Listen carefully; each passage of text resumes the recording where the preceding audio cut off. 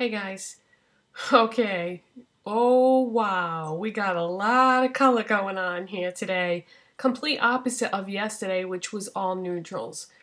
So, continuing on with the MAC Vintage Eye Look series, my challenge for these videos is to take any permanent eyeshadows that were in the collection that I chose, which right now I'm doing all the spring ones because we are in spring. So yesterday I said there were 3 collections from spring 2001 and I misspoke. There are actually 4. So can you imagine releasing 4 limited edition collections, makeup collections in one season? Only MAC, people, only MAC. So this is from the Cuisine collection. And the challenge is to take any permanent eyeshadows that were released in that particular collection and do an eye look with them. So as you can see, this is crazy colorful, not to wear to the office or to school. Well, I guess you could wear it to school, but you might get sent home. But yeah, this is just something fun and part of my challenge. So the 4 eyeshadows that I had to work with were Vanilla, which is, of course, my highlight. Soba, which, you know, the more I use satin finish eyeshadows by MAC, the more and more I fall in love with them. I don't think I ever really fully appreciated that finish of eyeshadow until recently. They're just so soft and silky and they go on so smoothly. So Soba is like a golden brown. And then Sushi Flower, which is a coral, and Electric Eel. When I saw the colors, I was like, oh no. Because the last time I did a really colorful eye look, that video got the most thumbs down of any video that I had done in a long time. So I'm kind of expecting a lot of thumbs down today, but what can you do? This is the challenge. Have to use the permanent eyeshadows that were released from that collection. It's fun, you guys. It's fun. It's creative. It's artistry. You know, makeup isn't always about wearable looks. It's about challenging yourself. So what I did was I used the vanilla as my highlight, and then I put Soba on my lids. Then I put Sushi Flower in the crease, and then I put Electric Blue on the outside corners and dragged it down along the lower lash line. But I wasn't happy with the end result of that. So what I did was I blended some Sushi Flower into the Soba on my lids because the brown and the coral and the blue, it just wasn't, having the colors so segregated like that, it didn't look right. So I blended some of the Sushi Flower into the Soba on my eyelids. Then I took some Soba and blended that into just the middle of the crease. Then I took this Jordana Easyliner in sterling blue and I lined my waterline and my tight line to really just go for it with the blue. I figured, well, let's just pick up. This blue is somewhat similar to the Electric Eel, so I thought if I really did, dramatic, it would go better. On my cheeks, I decided to go with MAC Hipness Blush. This was a limited edition shade from the To the Beach collection, and, it's a coral, and I just love the packaging from that collection. That was so pretty. I'm not sure, I think that was a summer collection though, but I'm using what I got, people. I'm using what I've got for colors to coordinate these looks. And then on my lips is something new that I just got. This is a lip gloss in Lychee Luxe, which looks like that. Wham! Coral with coral, but it isn't like a straight up coral. It's got like a little bit of A little bit of red, a little bit of orange, a little bit of pink mixed with coral. I would say it's all four of those colors mixed together. Now, I knew I wouldn't be able to wear this, just this color on my lips.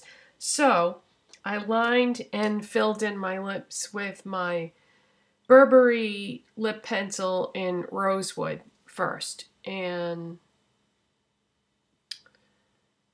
so that is the color of the lip liner, and then I layered that on top because no way was I going to be able to just do... I can never seem to do lip gloss just on its own anyway. It just kind of slips and slides, and it needs something to adhere to. Ever since I started layering lip glosses over lipsticks or lip pencils, it's like a whole nother world. Yeah, I have to do that. I think it has to do with the moisturization or dryness of your lips, possibly, or the condition of your lips. My lips are not bad. You know, they're a little dry, but they're not like a problem because I do use a lip treatment whenever I feel like I need to. I have EOS lip balms stashed in every room of the house, so no matter what room I'm in, if I feel like my lips are dry, I just grab the EOS lip balm that's in that room. I actually have two in this room that I'm filming in right now. I have Honeydew, I think it's called Honeydew Melon, that funny green colored one. And then I have Blueberry, which was from the Alice in Wonderland collection, limited edition. And then in the den, I have Tangerine.